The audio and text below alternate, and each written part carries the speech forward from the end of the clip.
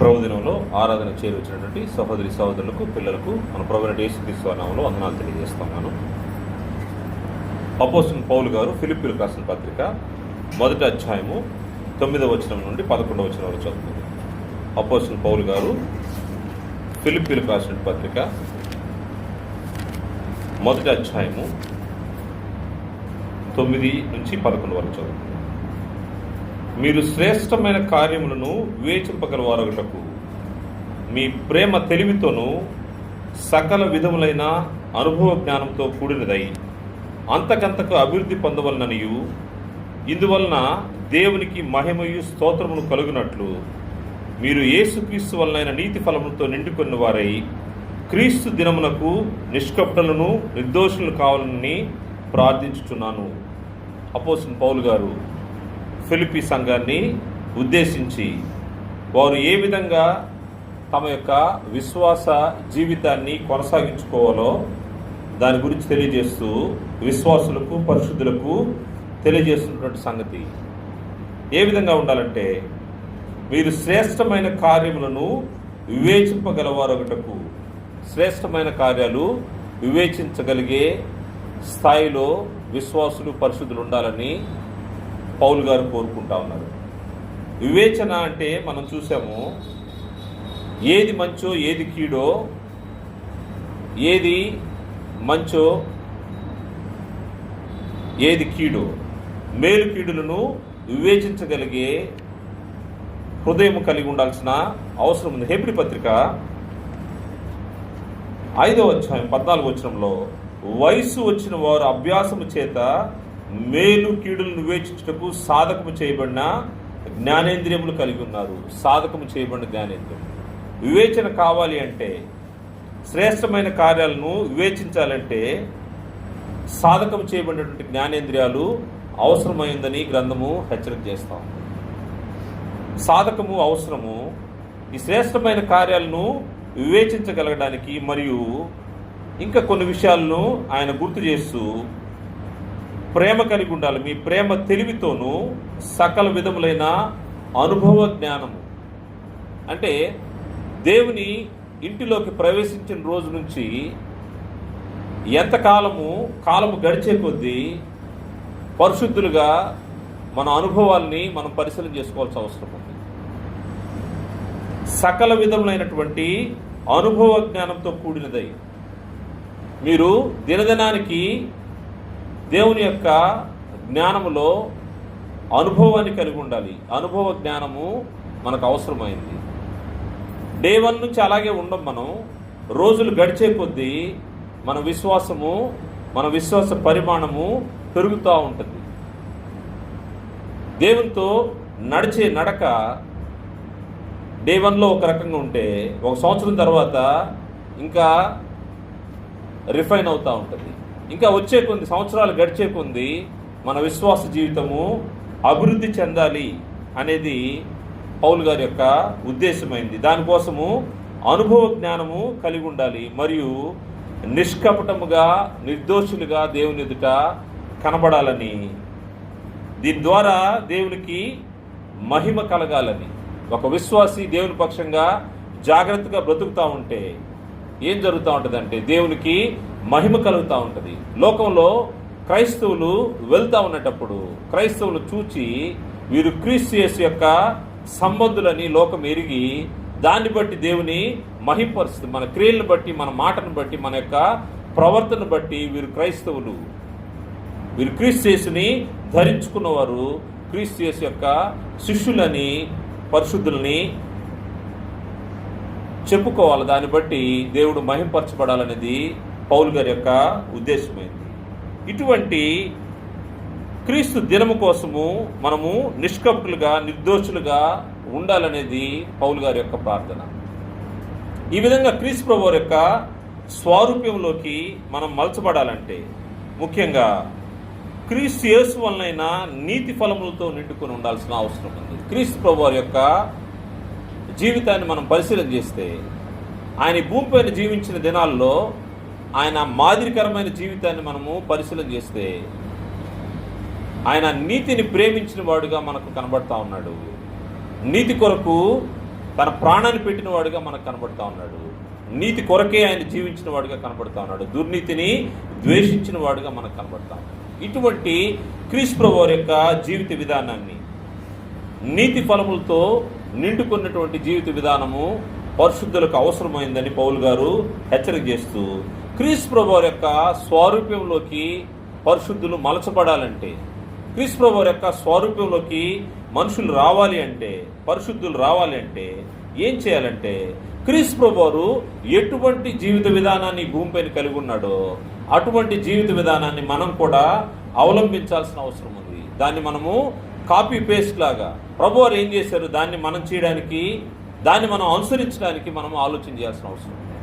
క్రీస్తు ప్రభువారి యొక్క జీవిత విధానాన్ని మనం అనుసరిస్తే మనము కొంతకాలానికి క్రీస్తు ప్రభువారి యొక్క స్వారూప్యంలోకి మలచబడేదానికి అవకాశం ఉంది. ఎవరైతే క్రీస్తు ప్రభువారి యొక్క స్వారూప్యంలోకి వస్తారో వారు క్రీస్తు ప్రభు వలనైనటువంటి నీతి ఫలములతో నిండుకున్న వారు అవుతారు. ఒకరోజు ఈ దేహాన్ని మనం విడిస్తే దేవునితోనూ ఆయన కుమారుడు క్రీస్తు ప్రభువుతోనూ ఉండే ఆ భాగ్యస్థితిలోకి మనం ఇక్కడ నీతి ఫలాలు ఫలించేదాన్ని బట్టే మన డెస్టినేషన్ పాయింట్ అక్కడ డిసైడ్ అయి ఉంటుంది. అందువల్ల అనేక సార్లు మనం ఎక్కడికి వెళ్ళాలో, ఏంటి మన గురి అనే విషయాన్ని పరిశీలన చేస్తూ ఉంటాము. ఇది నిత్యం మనకు అది గుర్తు రావాల్సిన అవసరం ఉంది. మన డెస్టినేషన్ ఏంటో మనకెప్పుడు గుర్తు చేసుకుంటూ ఉండాల్సిన అవసరం ఉంది. ఎందుకంటే మనము ఇక్కడ వారం కాదు, మనము యాత్రికులము, పరదేశులము. ఎక్కడి నుంచి వచ్చామో మనము తిరిగి అక్కడికి వెళ్ళాలి. దానికోసం మన ప్రయాస ఎలా ఉండాలంటే, క్రీస్తు ప్రభువు ఈ మానవ దేహంలా ఉండి ఆయన చూపించెళ్ళాడు. ఆ మార్గంలో మనము నడవాల్సిన అవసరం ఉంది. దానికోసము నీతి ఫలములు ఫలించాల్సిన అవసరం ఉంది. క్రీస్తు ప్రభువు యొక్క జీవిత విధానాన్ని పరిశీలన చేస్తే ఆయన చాలా క్రమశిక్షణ కలిగినటువంటి వాతావరణంలో తన జీవితాన్ని కొనసాగించిన వ్యక్తిగా ఈ భూమిపైన కనబడతాడు. దేవుని కుమారుడే, కానీ గ్రాంటెడ్గా అయితే ఆయన తీసుకోలేదు.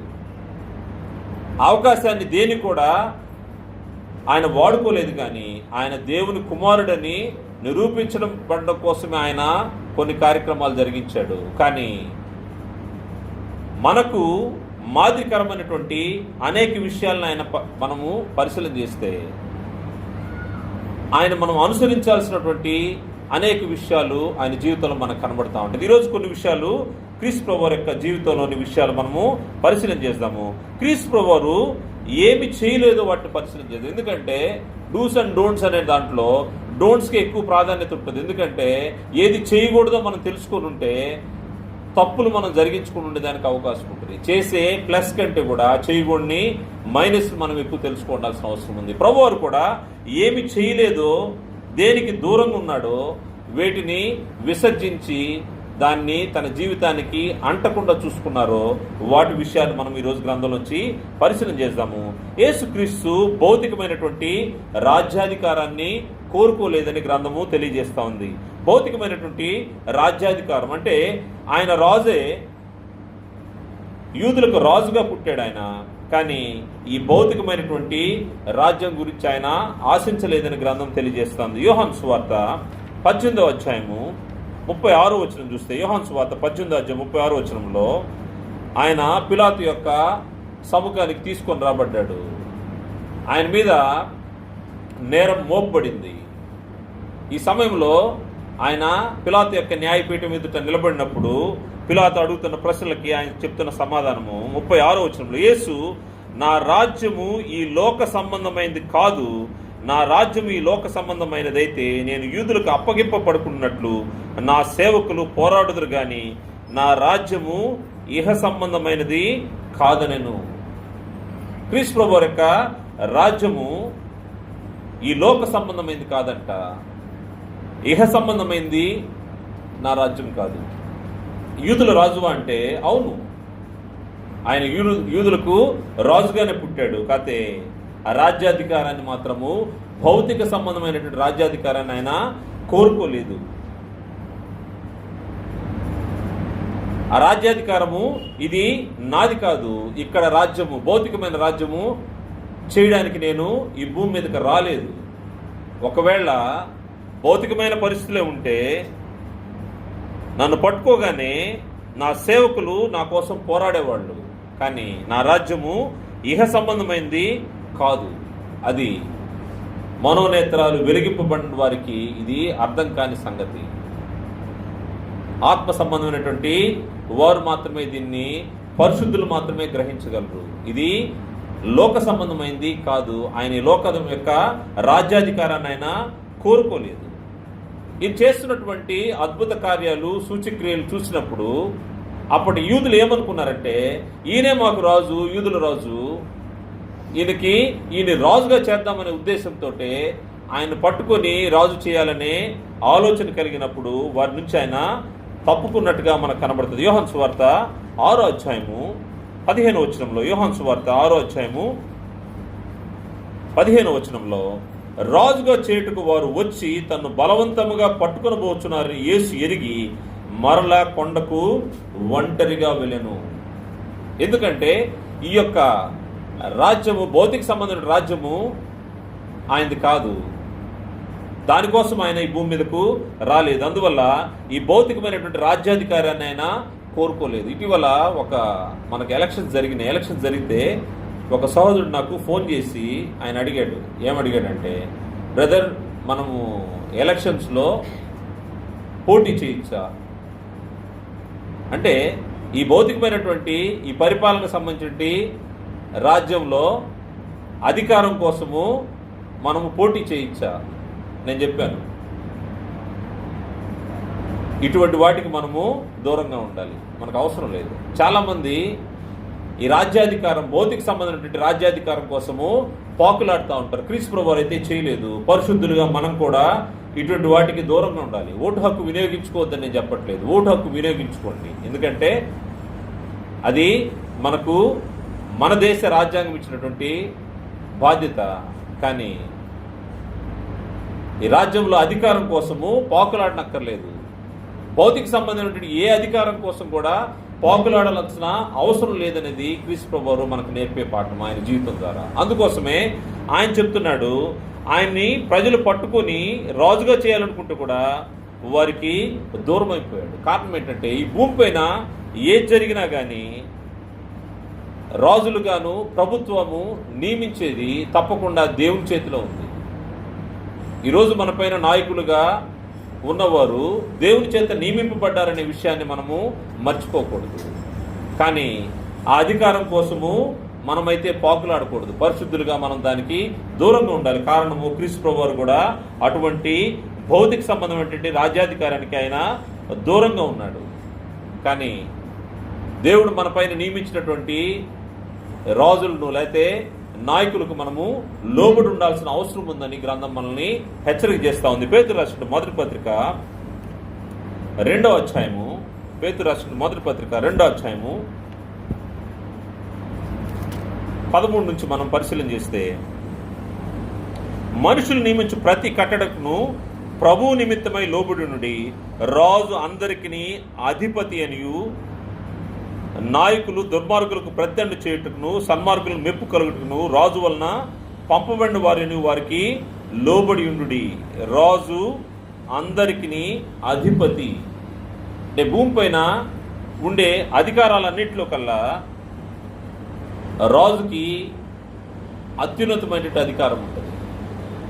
దీన్ని బట్టే అటువంటి ఉన్నతమైన స్థానంలో ఉంచాలని ఆలోచన చేసినటువంటి యూదులు క్రీస్తు ప్రభువును పట్టుకుని రాజుగా చేయాలని ఆలోచన చేశారు. కానీ ఆయన రాజ్యము భౌతిక సంబంధమైంది కాదు, ఇహ సంబంధమైంది కాదు. అందుకోసము ఆయన ఏం చేశాడంటే, దాన్ని తిరస్కరించి ఆయన ఒంటరిగా కొండకు వెళ్ళాడు. వారి యొక్క మనసుని గ్రహించినటువంటి వాడు ఆయన వారికి దూరంగా వెళ్ళాడు. ఈ యొక్క ఆఫరు ఇప్పుడు వచ్చింది అనుకుంటున్నారా? కాదు. క్రీస్తు ప్రభువు పరిచర్యలో ప్రారంభ దినాల్లోనే ఆయనకు అపవాది డైరెక్ట్గా ఈ ఆఫర్ ఇచ్చాడు. ప్రభువారు బాప్తిసం పొంది పరిశుద్ధాత్మ చేత అరణ్యంలోకి కొనుకోబడినప్పుడే అపవాది ప్రభువారిని శోధించి ఈ యొక్క గొప్ప ఆఫర్ ఇస్తా ఉన్నాడు. ఏం ఆఫర్ ఇస్తున్నాడంటే, ఈ రాజ్యాలన్నీ, భూరాజ్యాలన్నీ నీవే నాకు మొక్కు అని అడుగుతా ఉన్నాడు. అడిగినప్పుడు ఆయన ఎటువంటి సమాధానం చెప్పాడో ఒకసారి మనం మత్తయి సువార్త 4వ అధ్యాయము 8వ వచనం చూస్తే, అపవాదిని అక్కడే ఆయన తుంచివేసినట్టుగా మనకు కనబడతా ఉంది. క్రీస్తు ప్రభువారి ముందు శరీరాశ, నేత్రాశ, జీవపుడంబాన్ని ఉంచినప్పుడు నేత్రాశ ఈ యొక్క లోకంలో ఉన్నటువంటి రాజ్యాలన్నింటినీ చూపించి మాట్లాడుతూ ఉన్నాడు. 4వ అధ్యాయం, మత్తయి సువార్త 4వ అధ్యాయం 8వ వచనంలో, మరలా అపవాది మిగుల ఎత్తైన యొక్క కొండ మీదకి ఆయన తోడుకుని పోయి ఈ లోక రాజ్యములన్నింటినీ వాటి మహిమను ఆయనకు చూపి, నీవు సాగిలపడి నాకు నమస్కారం చేసినడలా వీటన్నిటిని నీకు ఇచ్చేదని ఆయనతో చెప్పగా, ఒక్కసారి కళ్ళకి బాగా కనబడే ఈ యొక్క వాతావరణాన్ని చూపించాడు. ఈ లోక రాజ్యాలన్నింటినీ వాటి మహిమను ఆయనకి చూపించాడంట అపవాది. కానీ ప్రభువారు అయితే దానికి లొంగలేదు. ఎందుకంటే ఆయన ఏ ఉద్దేశంతో ఈ భూమి మీదకి వచ్చాడో ఆయన సమస్తం తెలుసు కనుక ఆయన దేవుని వాక్యం చేతనే అపవాదిని జయించినట్టుగా మనకు అక్కడ 10వ వచనంలో కనబడుతుంది. యేసు వానితో, సాతాన పొమ్ము, ప్రభు నీ దేవునికి మ్రొక్కి ఆయన మాత్రము సేవింపబలనని వ్రాయబడి ఉన్నదనను. ఎవరికి మొక్కాలా? అపవాదికి మొక్కాలా? కాదు, ప్రభు అయిన దేవునికి మాత్రమే మొక్కాలి. ఈ రాజ్యాన్ని చూపించి నాకు మొక్కితే ఈ రాజ్యాలన్నింటినీ, ఈ మహిమను నీకు ఇస్తానన్నప్పుడు ఎవరికి మొక్కాలో దాన్ని గుర్తు చేసి వాక్యంతోనే ఖండించి అపవాదిని జయించాడు. మొదటి దినాన్ని తన పరిచర్య ప్రారంభం రోజులోనే ఆయన అపవాదిని ఈ విధంగా జయించాడు.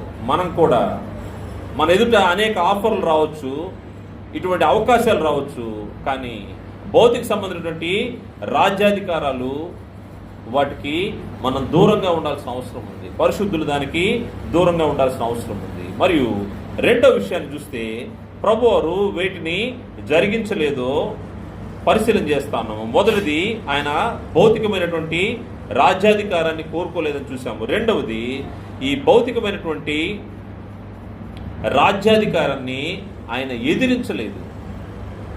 భౌతికంగా రాజులు ఉన్నారు, నాయకులు ఉన్నారు, వారి పరిపాలనలోనే క్రీస్తు ప్రభువారు కూడా ఈ భూమి మీద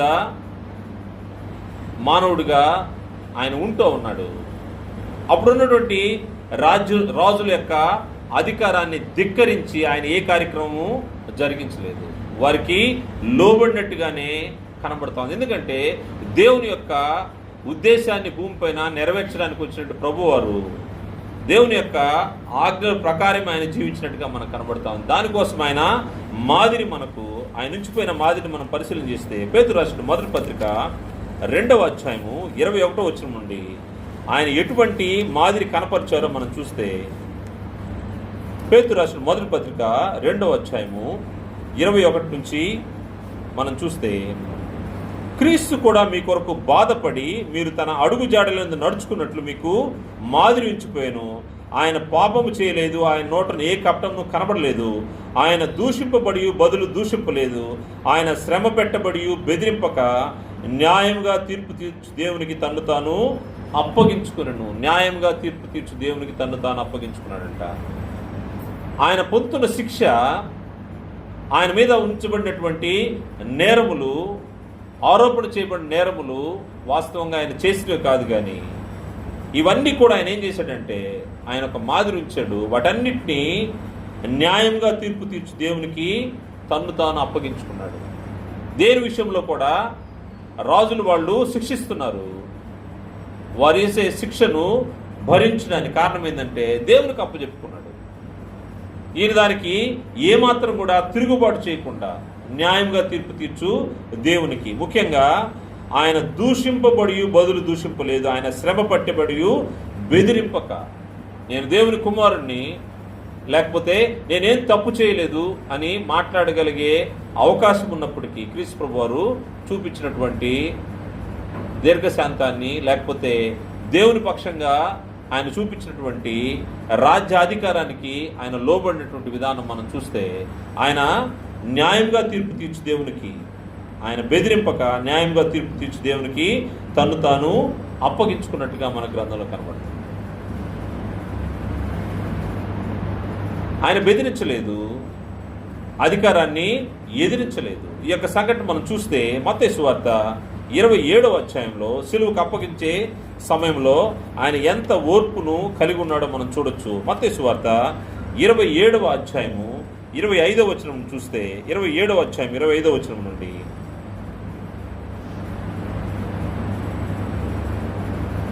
అందుకు ప్రజలందరూ వారిని, రక్తము మా మీదను మా పిల్లల మీదను ఉండుగా కనది. అప్పుడు అతడు వారు కోరినట్టు బరబ్బను విడుదల చేసి యేసును కొరలతో కొట్టించి సిలువేను అప్పగించును. అప్పుడు అధిపతి యొక్క సైనికులు యేసును అధికార మందిలో తీసుకుని పోయి ఆయన యొద్ద సైనికులందరినీ సమకూర్చి వారు ఆయన వస్త్రములు తీసివేసి ఆయనకు ఎర్రని అంగీ తొడిగించి ముండ్ల కిరీటమును అల్లి ఆయన తలకు పెట్టి ఒక రెల్లు ఆయన కుడి చేతిలోంచి ఆయన ఎదుట మోకాళ్ళుని, యూదుల రాజా నీకు శుభమని ఆయనను అపహసించి ఆయన మీద ఉమ్మి వేసి ఆ రెల్లును తీసుకుని దాంతో ఆయనను తల మీద కొట్టిరి. ఆయనను అపహసించిన తరువాత ఆయన మీదనున్న ఆ అంగీని తీసివేసి ఆయన వస్త్రములు ఆయనకు తొడిగించి సిలువ వేటుకు ఆయనను తీసుకుని పోయిరి. ఆయన అన్యాయమైనటువంటి తీర్పుని పొందిన తర్వాత ఎక్కడ కూడా ఆయన రాజు వేసినటువంటి శిక్షను ఎదిరించినటువంటి వాడిగా మనకు కనబడతాం. ఆయన అపహసిస్తున్నారు, అవమానిస్తున్నారు, హింసిస్తున్నారు, ఇబ్బంది పెడుతున్నారు. చివరికి మరణానికి సిలువకు అప్పచెప్తుంటే కూడా ఆయన ఓర్పు కలిగి ఉన్నాడు. ఎందుకంటే ఈ భౌతికమైనటువంటి రాజ్యాధికారాన్ని ఆయన ఎదిరించలేదు. అనేకసార్లు మనము రాజ్యాధికారాన్ని వైలేట్ చేసే అనేక సందర్భాలు మన జీవితాల్లో కనబడతా ఉంటాయి. కారణం ఏంటంటే ఏదో ఒకటి అదే పెద్ద తప్పు కాదులే అన్నట్టుగా మనము వెళ్ళిపోతూ ఉంటాం. కానీ క్రీస్తు ప్రభువు చూపిన మాదిరి అయితే మాత్రము ఈ భౌతిక సంబంధం రాజ్యాధికారాన్ని ఎదిరించకూడదు, దానికి విధేయత చూపించాలి అనే విషయంగా ఆయన ఆలోచన చేశాడు. అదేవిధంగా ఆయన ఆ దేశ పౌరుడిగా ఆయన పైనటువంటి బాధ్యతలు కూడా ఉన్నాయి. ఆ దేశ పౌరుడిగా ఆయన ఉంటూ ఆయన పన్ను చెల్లించే విషయంలో కూడా ఆయన ఎక్కడ డిఫాల్టర్గా కనబడలేదు. ట్యాక్స్ పేయర్గా ఉన్నాడు, ట్యాక్స్ పే చేశాడు. ఈరోజు మనం చూస్తే 90% పైన ట్యాక్స్ ఎగ్గొట్టే వాళ్ళే మనకు కనబడుతూ ఉంటారు. ఆలోచన చేస్తే నేను మాట్లాడేది లోకంలో వాళ్ళ విషయం కాదు. క్రైస్తవులుగా ఉండేవారు, పరిశుద్ధులుగా ఉండేవారు ఎంతమంది ట్యాక్స్ కడుతున్నారు? ఉద్యోగస్తులు తప్పితే. ఉద్యోగస్తులు వారికి ఆటోమేటిక్గా కట్ అయిపోతుంది కాబట్టి ఆ ట్యాక్స్ వెళ్ళిపోతూ ఉంది. ఉద్యోగస్తులు కాని వారి యొక్క ఆదాయ మార్గాలపైన ఎంతవరకు ట్యాక్స్ కడతా ఉన్నారు? ప్రభువారైతే ఆయన ఎవరికి పన్ను చెల్లించాలో పన్ను విషయమై ఆయన ఎక్కడ కూడా మాట పడినటువంటి వాడిగా మనకు కనబడుతున్నాడు. మత్తయి సువార్త 17వ అధ్యాయంలో ఆయన ఎవరిని అభ్యంతరం పెట్టకుండా ఆయన పన్ను చెల్లించినట్టు విషయం మనకు కనబడుతుంది. మత్తయి సువార్త 17వ అధ్యాయము 24వ వచనం నుండి ఆయన కపెర్నహూమునకు వచ్చినప్పుడు అరశేకేలు అను పన్ను వసూలు చేయవారు పేతురునకు వచ్చి, మీ బోధకుడు ఈ అరశేకేలు చెల్లింపడా అని ఆయన నడుగా, చెల్లించునను. అతడు ఇంటిలోనికి వచ్చి మాట్లాడక మునిపే యేసు ఆ సంగతి ఎత్తి, సీమోనా నీకేమి తోచున్నది? భూరాజులు సుంకమును పన్నును ఎవని యొద్ద వసూలు చేయుదురు? కుమారులు ఎద్దనా అన్యులు ఎద్దనా అని అడిగిను. అతడు అన్యులు ఎద్దనే అని చెప్పగా యేసు, అలాగైతే కుమారులు స్వతంత్రులే, అయినను మనము వారికి అభ్యంతరము కలుగు చేయకుండానట్లు నీవు సముద్రమునకు పోయి గాలం వేసి మొదట పైకి వచ్చి చేపను పట్టుకొని దాని నోరు తెరిచినలా ఒక షెకెలు దొరుకును, దానిని తీసుకుని నా కొరకును నీ కొరకును వారికిమ్మని అతనితో చెప్పెను. పన్ను ఎగ్గొట్టిన సందర్భము క్రీస్తు ప్రభువు వారి జీవితంలో కనబడదు. ఆయన స్వతంత్రుడే, దాసుడు కాదు.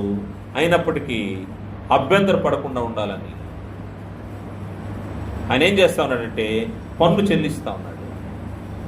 ఇదే విషయాన్ని ఇటువంటి సందర్భమే ఇంకొకటి ప్రభువారిని శోధించడం కోసము ఆయన్ను పన్ను చెల్లించే విషయంలో ఎవరికి పన్ను చెల్లించాలనే విషయాన్ని ఆయన అడిగినప్పుడు ఆయన చెప్తున్న సమాధానం మత్తయి సువార్త 22వ అధ్యాయము 16వ వచనం చూస్తే, మత్తయి సువార్త 22వ అధ్యాయము 16వ వచనంలో 15 నుంచి, అప్పుడు పరిసయ్యులు వెళ్ళి మాటల్లో ఆయన చిక్కుపరచవలన ఆలోచన చేయొచ్చు, బోధకుడా నీవు సత్యవంతుడివై ఉండి దేవుని మార్గం సత్యముగా బోధించున్నావనియు నీవు ఎవరిని లక్ష్య పెట్టవనియు మోమాటం లేనివాడవని ఎరుగుదుము. నీకేమి తోచున్నది? కైసరుకు పన్ను ఇచ్చుట న్యాయమా కాదా?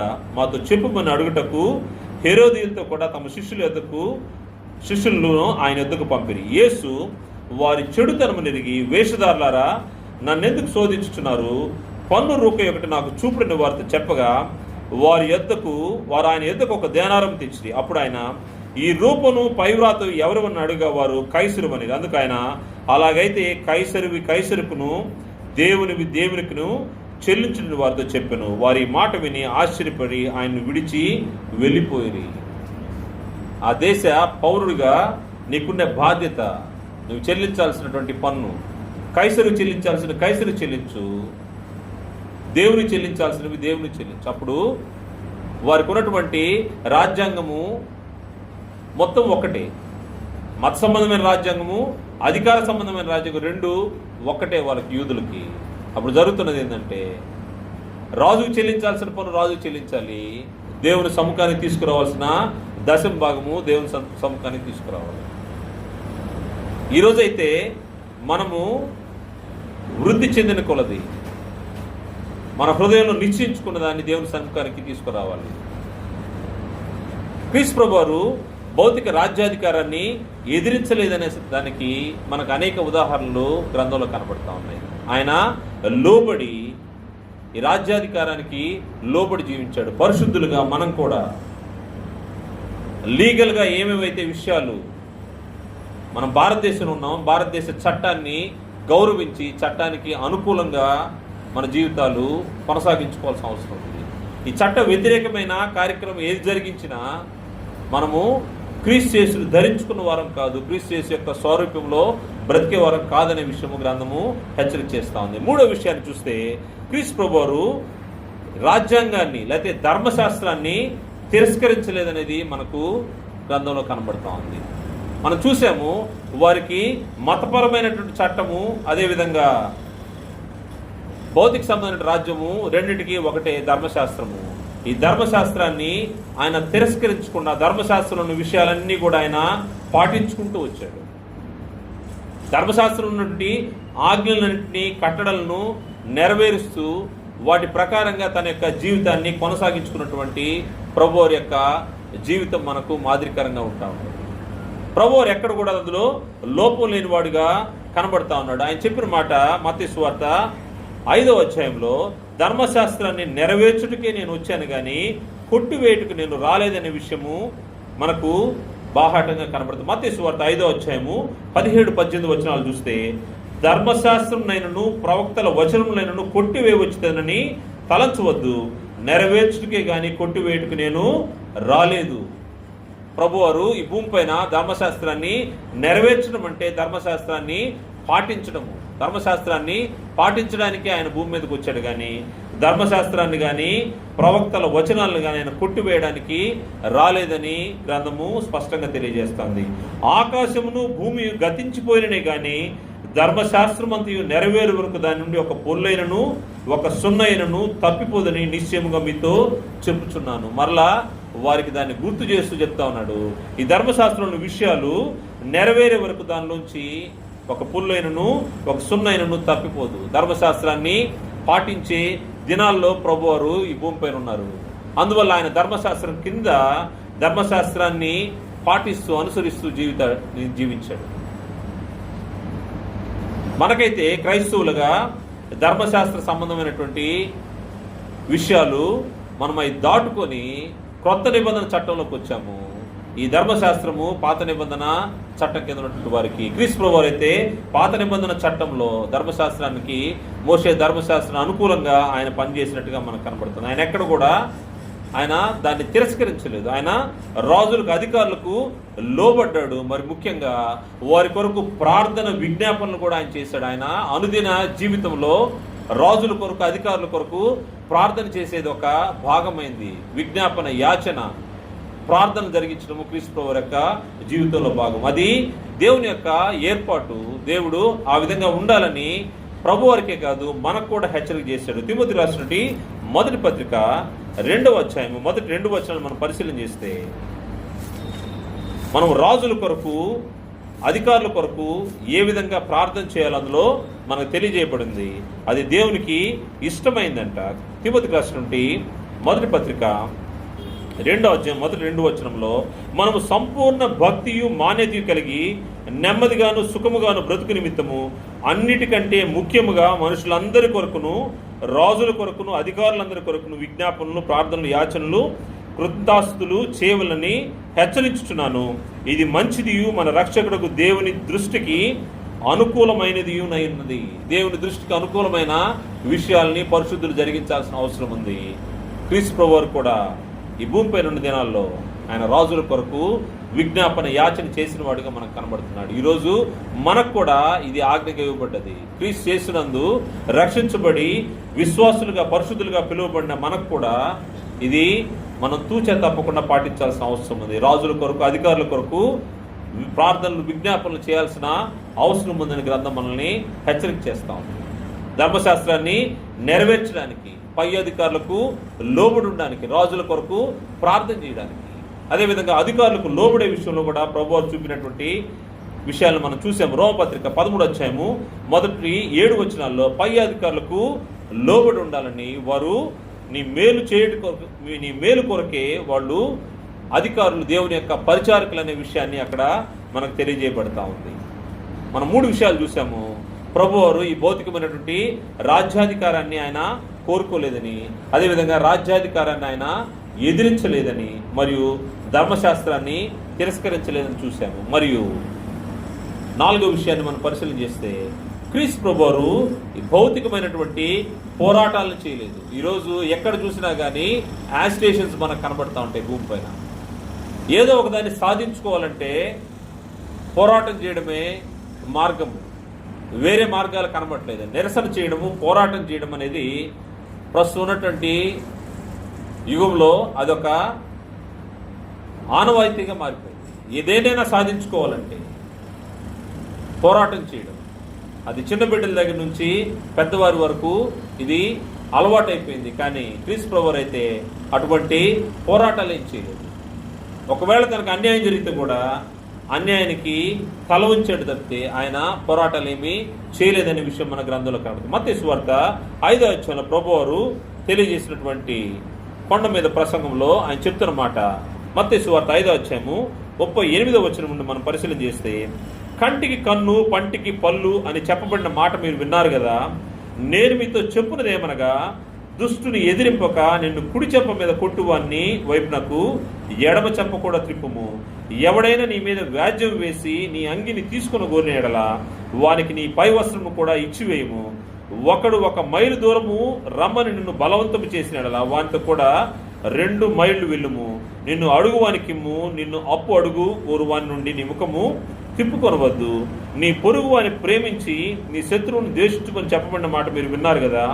నేను మీతో చెప్పున్నదేమనగా, మీరు పరలోకమందున్న మీ తండ్రి కుమారులు ఉన్నట్లు మీ శత్రువులను ప్రేమించుడి, మిమ్మల్ని హింసించు వారి కొరకు ప్రార్థన చేయండి. దేవుని కుమారులుగా నేను పిలువబడాలంటే ప్రభువారు చూపినటువంటి మార్గం, ప్రభువారు తెలియజేసిన మార్గము, మీరు మీ పరలోకమందున్న తండ్రి కుమారులు ఉన్నట్లు మీ శత్రువులను ప్రేమించుడి. ఈ భూమి పైన ఏదైనా సాధించుకోవాలంటే పోరాటాలకి మనకు ఆపోజిట్లో ఉండే వాడిని మనము శత్రువుగా మనం ఆలోచన చేస్తాం. ఎందుకంటే సాధించుకోవాలనే ఆలోచన. అలా చేయమని ప్రభువారు చెప్పట్లేదు. ఏం చెప్తున్నంటే, ఒకవేళ నువ్వు నష్టపోయినా 1 చెంప మీద కొడితే 2వ చెంప కొట్టు. ఒకవేళ నీ వస్త్రాన్ని లాక్కుంటే, దీని ఉద్దేశము నువ్వు నష్టపోయినా ఇటువంటి విషయాల్లో కోర్టుల చుట్టూ తిరిగే పనులు పెట్టుకోకూడదు. న్యాయం కోసము పోరాడాల్సిన అవసరం లేదు. కారణం ఏంటంటే, భౌతిక సంబంధంగా నువ్వు ఏది నష్టపోయినా దేవుడు ప్రతి ఒక్కదాన్ని పరిశీలన చేస్తూ ఉన్నాడు. క్రైస్తవులుగా, పరిశుద్ధులుగా మనకు అవసరమైనవి ఇవి. ఎందుకంటే ఇవి, ఈ హెచ్చరికలు మనకు లేకపోతే మనము క్రీస్తు యేసు యొక్క సోదరులోకి మలచబడలేమనేది వాస్తవం. శత్రువుల్ని ప్రేమించాలి అని ప్రభువారు తెలియజేసినప్పుడు మనం ఇటువంటి పోరాటాలకి దూరంగా ఉండాల్సిన అవసరం ఉంది. ప్రభువారు ఒకసారి ఒక గ్రామానికి వెళ్ళడానికి ఆయన ప్రయత్నం చేసినప్పుడు ఆ గ్రామస్తులు ఆయన్ను రానిచ్చుకోలేదంట.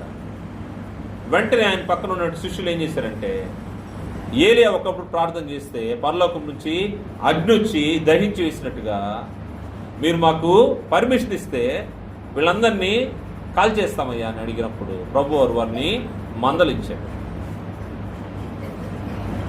అంటే అధికారం ఉంది, అధికారాన్ని వాడడానికి ప్రయత్నం చేయండి అని వాళ్ళు ఆయన ఎంత టెంప్ట్ చేసినా ఆయన దాన్ని ఒప్పుకోలేదు. కారణం ఏంటంటే ప్రభు వారు వచ్చిన పని వేరు. ఆయన రక్షించడానికి వచ్చాడు కానీ నాశనం చేయడానికి రాలేదు. ఈ సందర్భం మనం చూస్తే లూకా సువార్త 9వ అధ్యాయంలో మనకు ఈ సందర్భం కనబడుతుంది. లూకా సువార్త 9వ అధ్యాయము 51వ వచనం నుండి మనం చూస్తే, ఆయన పరమునకు చేర్చుకొనబడు దినములు పూర్ణమగుచున్నప్పుడు ఆయన యెరూషలేమునకు వెళ్ళుటకు మనసు స్థిరపరచుకొని తనకంటే ముందుగా దూతలను పంపెను. వారు వెళ్ళి ఆయనకు బస సిద్ధము చేయవలనని సమరయుల ఒక గ్రామంలో ప్రవేశించిరు గాని ఆయన యెరూషలేమునకు వెళ్ళ నవిముఖుడైనందున వారు ఆయనను చేర్చుకొనలేదు. శిష్యులైన యాకోబును యోహాను అది చూచి, ప్రభువా, ఆకాశం నుండి అగ్ని దిగి వీరిని నాశనం చేయనట్లు మేము ఆజ్ఞాపించడం నీకు ఇష్టమైన ఆయన అడుగా ఆయన వారి తట్టు తిరిగి వారిని గద్దించెను. ఎందుకంటే రిజెక్షన్ అనేది తట్టుకోలేరు, దేహము తట్టుకోలేదు. నేను చేసే పని ఎవరైనా అడ్డగించారనుకోండి, నా దేహం తట్టుకోవడం చాలా కష్టమవుతా ఉంటుంది. సహజంగా భౌతిక సంబంధంగా మన యొక్క ఈ శరీరంలో మనం చేసే పని ఎవరన్నా తప్పు అన్నా అడ్డగించినా చాలా కష్టపడిపోతాం. లేకపోతే మీరొద్దు అనే ఒక మాట, నెగిటివ్గా ఒక మాట మన గురించి ఏదైనా మాట్లాడితే ఆ రోజంతా మనకు డిస్టర్బ్ అయిపోతాము, లేకపోతే మనం చేయాల్సిన పని కూడా జరిగించలేము. కానీ ప్రభు వారు చూపించినటువంటి మాదిరి ఏంటంటే, ఆ గ్రామంలోకి వారు ఆయన్ని రావడానికి నిరాకరించారు. కానీ ఆయన చెప్తున్న మాట, వారి వైపు చూసి వారిని గద్దించాడంట. వారి తట్టు తిరిగి వారిని గద్దించాడు. గద్దించడనే ఫుట్ నోట్లో మనకు 4వ విషయం చూస్తే, కొన్ని ప్రాచీన ప్రతుల్లో మీరు ఎట్టి ఆత్మ గలవారో మీరు ఎరుగురు మనుషు కుమారుడు మనుషుల ఆత్మను రక్షించటకే గాని నశింపజేయటకు రాలేదు. ఆయన వివరంగా తెలియజేస్తాం. ఆయన ఆత్మను రక్షించడానికి వచ్చాడు, వారిని నాశనం చేయడానికి ఆయన రాలా. ఆయన ఉద్దేశం అది కాదు. శిష్యులైతే వాళ్ళకి కోపం వచ్చేసింది, రోషం వచ్చేసింది, ప్రభువునే కాదంటారా అనే ఆలోచన వచ్చింది. కానీ అది సరైనది కాదు. ఇటువంటి వాటి విషయంలో ప్రభు వారు చాలా జాగ్రత్తగా ఉన్నాడు. అందుకోసమే పరిశుద్ధులకు కూడా ఎటువంటి యుద్ధోపకరణాలు ఇచ్చాడంటే, అవి శరీరంతో పోరాడేవి కాదంట, ఆత్మలతో, ఆత్మ సంబంధమైనటువంటి యుద్ధోపకరణాలు కలిగినటువంటి పరిశుద్ధులు ఎటువంటి వాటి విషయంలో పోరాటం జరిగించాలో. అనవసరమైనటువంటి వాటి కొరకు పోరాటాలు చేయాల్సిన అవసరం లేదు. అందుకోసమే యుద్ధోపకరణాలు శరీర సంబంధమైనవి కావని పౌలు గారు హెచ్చరిక చేస్తున్నాడు. కొరింథీయులకు రాసినటువంటి 2వ పత్రిక 10వ అధ్యాయము 3 నుంచి 6 వరకు వచనాలు మనం పరిశీలన చేస్తే, మా యుద్ధోపకరణాలు శరీర సంబంధమైనవి కావు. శరీర సంబంధమైనటువంటి పోరాటాలు చేయడానికి మనము ఈ భూమి పైన క్రీస్తు యేసు యొక్క శిష్యులుగా చేయబడలేదనే విషయం మనము గ్రహించాల్సిన అవసరం ఉంది. మరియు ప్రభువారు చూపినటువంటి మరొక మాదిరికరమైన జీవిత విధానాన్ని మనం చూస్తే, భూ సంబంధమైన వాటిని పర సంబంధమైన వాటి కంటే హెచ్చుగా కూడా దేన్ని ఎప్పుడు కూడా ఆయన ఎంచల. పర సంబంధమైన వాటితో ఎప్పుడు కూడా భూ సంబంధమైన వాటిని పోల్చలేదు. ఎందుకంటే పర సంబంధమైనవే ఆయన అధికమైనవిగా, అవి మేలైనవిగా ఆయన ఈ భూమి పైన ఆయన చూసినట్టుగా మనకు కనబడతా ఉంది. అందుకోసమే ప్రభువారు హెచ్చరిక చేస్తూ, భూమి మీద కంటే పరలోకంలోనే మీరు ధనము కూర్చుకోనండి. భూమి పైన ధనము పాడైపోతుంది, పరలోకంలో ధనము శాశ్వతంగా మీ కొరకు ఉంటుంది అనే విషయాన్ని ఆయన తెలియజేస్తూ మత్తయి సువార్త 6వ అధ్యాయము 19 నుంచి మనం పరిశీలన చేస్తే, 6వ అధ్యాయము 19వ వచనం నుండి, భూమి మీద మీ కొరకు ధనం కూర్చుకొనవద్దు, ఇక్కడ చిమ్మటియు తుప్పును తినివేయును, దొంగలు కన్నం వేసి దొంగిలెదరు. పరలోకమందు మీ కొరకు ధనం కూర్చుకోండి, అక్కడ చిమ్మటి అయినను తుప్పు అయిన దాన్ని తినివేయదు, దొంగలు కన్నం వేసి దొంగిలరు. అందుకోసమే పరలోక సంబంధమైనటువంటి ధనం ఉంది, భౌతిక సంబంధమైన ధనం ఉంది. ఈ రెండు చూసేదానికి రెండు ధనమే ఒకే విధంగా కనబడచ్చు, కానీ ఇక్కడ దాని విలువ వేరు, అక్కడ ఉండే దాని విలువ వేరు. దాంతో దీన్ని కంపేర్ చేయడానికి ఛాన్స్ లేదు. అందుకోసమే ఇక్కడ ధనము కూర్చుకొనవద్దు, పరలోకమందు మీ కొరకు ధనము కూర్చుకునండి. పరలోకంలో ధనము కూర్చుకోవడము ఎటువంటిదో మనకు తెలుసు. సత్క్రియలు ఎప్పుడైతే నువ్వు దేవుని పక్షంగా జరిగిస్తూ ఉంటావో, నీవు పరలోకంలో ధనాన్ని సమకూర్చుకుంటా ఉంటావు. దేవుని పక్షంగా నీ తలాంతు, నీ యొక్క ధనము, లేకపోతే నీ యొక్క సమయము, దేన్నైతే ప్రభువునందు ప్రయాసపడుతూ వెచ్చిస్తావో అవన్నీ కూడా నీ అకౌంట్లో పడతా ఉంటాయి. పరలోకంలో ధనము చేసే ప్రతి సత్క్రియకు నీ అకౌంట్లో అక్కడ ధనం చేర్చబడతా ఉంటాయి. ఆ ధనాన్ని ఎక్కువగా ఆలోచన చేయాలి. అందుకోసమే ఈ భూమి మీద ఏది కూడా అంత విలువైంది కాదు. మొదట ఆయన యొక్క రాజ్యాన్ని, నీతిని వెతికితే మిగతా అవన్నీ కూడా సమస్తాన్ని దేవుడు ఇస్తాడనే విషయాన్ని ప్రభువారు తెలియజేస్తూ 6వ అధ్యాయం 33వ వచనంలోనే, కాబట్టి మీరు ఆయన రాజ్యమును నీతిని మొదట వెతుకుడి, అప్పుడు అవన్నీ మీకు అనుగ్రహింపబడును. దాని ముందు వచనాల్లో చూస్తే ఏం తిందాము, ఏం తాగుదాము, ఏం కట్టుకుందాము, మనుషుల యొక్క ఆరాటం, మనుషుల యొక్క పోరాటం ఈ భూమి పైన అదే. ఉదయం లేచినప్పటి నుంచి ఏం తినాలి, ఏం కట్టుకోవాలి, ఏం తాగాలి, ఏమి దాచిపెట్టుకోవాలి, ఇదే పోరాటం. వీటన్నిటి గురించి ఆలోచించబాకండి, పరిశుద్ధులుగా ఆలోచించాల్సింది. మొదట ఆయన రాజ్యాన్ని వెతకాలి, ఆయన నీతిని వెతకాలి, అప్పుడు అవన్నీ మీకు అనుగ్రహించబడతాయి. ఏదైతే నువ్వు కొదువు అనుకుంటున్నావో అది భౌతిక సంబంధమైన కొదువు అవ్వచ్చు, లేకపోతే పరలోక సంబంధమైనటువంటి ఆశీర్వాదాలు అవ్వచ్చు. ప్రతి ఒక్కటి క్రీస్తు చేసినందు నీకు సమస్తాన్ని ఆయన ఇవ్వడానికి ఇష్టపడతా ఉన్నాడు. ఎప్పుడంటే నువ్వు మొదట ఆయన రాజ్యాన్ని మరియు నీతిని వెతకాల్సిన అవసరం ఉంది. దాని తర్వాత మిగిలినవన్నీ వస్తూ ఉంటాయి. ఒకవేళ నువ్వు భౌతికమైనవే ఎక్కువగా ఆలోచన చేస్తే ఒకరికి కలిమి విస్తరించడము వాని జీవమునకు మంచిది కాదు, మూలము కాదని ప్రభువారు గుర్తు చేస్తారు. లోకాసు వార్త 12వ అధ్యాయము 13 నుంచి 15 వరకు మనం పరిశీలన చేస్తే ఒకరిని కలిమి విస్తరించడం వాటి జీవమునకు మూలము కాదు. అందువల్ల ఈ యొక్క భౌతిక సంబంధమైనటువంటి ఈ లోకంలో ధనాన్ని సమకూర్చుకునే దాని విషయంలో తొందరపడద్దు. పర సంబంధమైనటువంటి ధనమే అవసరం. అందువల్ల ప్రభువారు భూ సంబంధమైన వాటికంటే పర సంబంధమైన వాటిని ఎప్పుడు హెచ్చుగా ఉంచాడు. భూ సంబంధమైన వాటిని, భౌతిక సంబంధమైన వాటిని ఎప్పుడు కూడా ఆయన వాటికి దూరంగానే మసులుకున్నట్టుగా మన గ్రంథంలో కనబడతాం. అందువల్ల జాగ్రత్తగా ప్రభువారు ఏ విధంగా ఆయన జీవితాన్ని జీవించాడు, మనం 4-5 విషయాలు మనం పరిశీలన చేశాము. క్రీస్తు ప్రభువారు శ్రేష్టమైన కార్యములు మనము వివేచింపగలవారు ఒకటకు ఏం చేయాలో మనం చూస్తే మనము వివేచన కలిగి ఉండాలి. ఏది మంచి, ఏది చెడు, క్రీస్తు ప్రభువారి యొక్క స్వరూపంలోకి మలచబడాలంటే ప్రభువారు ఏ విధంగా జీవించారో ఆ జీవిత విధానాన్ని మనం పరిశీలన చేస్తూ మొట్టమొదటిది ఆయన భౌతికమైన రాజ్యాధికారాన్ని ఆయన కోరుకోలేదని చూసాము.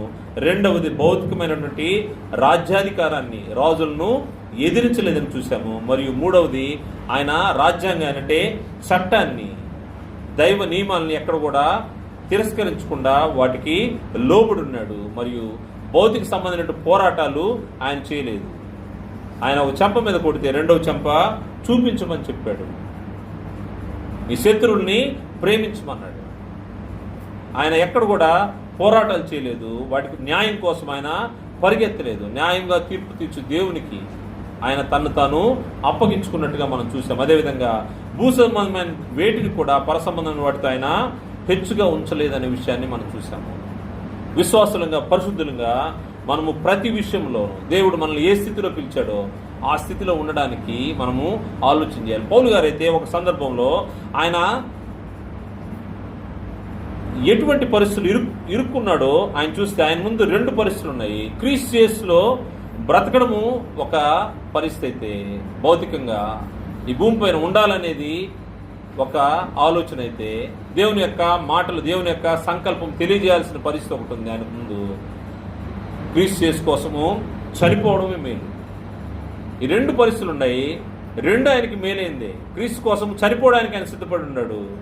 మరలా ఇటు చూస్తే పరిచర్య ఉంది, వారి కోసము బ్రతకాల్సిన పరిస్థితి. ఫిలిప్పీ పత్రిక 1వ అధ్యాయము 21వ వచనం నుండి చూస్తే పౌలు గారి యొక్క పరిస్థితి మనకు కనబడుతుంది. మనకు కూడా ఇటువంటి వాతావరణంలో మనము ఆలోచన చేయాల్సిన అవసరం ఉంది. ఫిలిప్పీలు రాసినటువంటి పత్రిక 1వ అధ్యాయము 21వ వచనంలో, నా మట్టుకైతే బ్రతుకుట క్రీస్తే, సావైతే లాభము. బ్రతకడం అయితే క్రీస్తు కోసము, చనిపోయినా కానీ నాకు లాభమే. రెండు పరిస్థితుల మధ్యలో ఆయన ఉన్నాడు.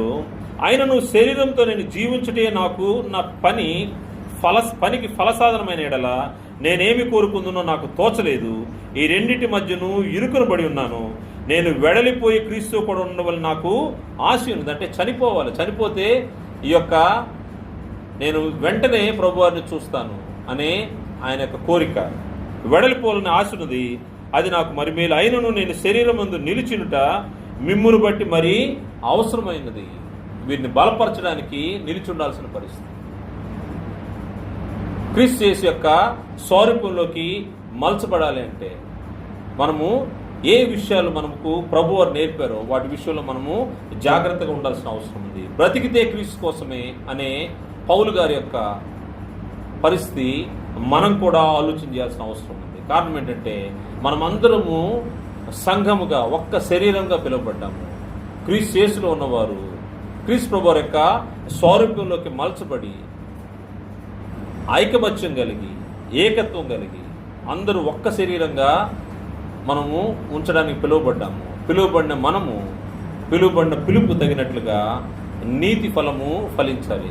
క్రీస్తు యేసులో కలిగినటువంటి నీతి ఫలం, ఆయన భూమిపైన ఎటువంటి జీవిత విధానాన్ని కలిగి ఉన్నాడో అటువంటి జీవిత విధానాన్ని కలిగి ఉంటే మనము ఆయన చూపినటువంటి ప్రేమ, ఆయన చూపినటువంటి సంపూర్ణ విధేయత, సాత్వికము, శ్రేష్టమైన కార్యాలను వివేచించే ప్రభువారి యొక్క జీవిత విధానం ఆయన చూసినప్పుడు మనం కూడా అటువంటి పరిస్థితుల్లో దాని తర్వాత అటువంటి జీవిత విధానాన్ని ప్రదర్శించినట్టు పౌలు గారు చెప్తా ఉన్నారు, నేను క్రీస్తును పోలి నడుచుకున్న ప్రకారం మీరు కూడా నన్ను పోలి నడుచుకోండి. అందువల్ల మనము క్రీస్తు ప్రభువారి యొక్క జీవితాన్ని పరిశీలన చేశాము.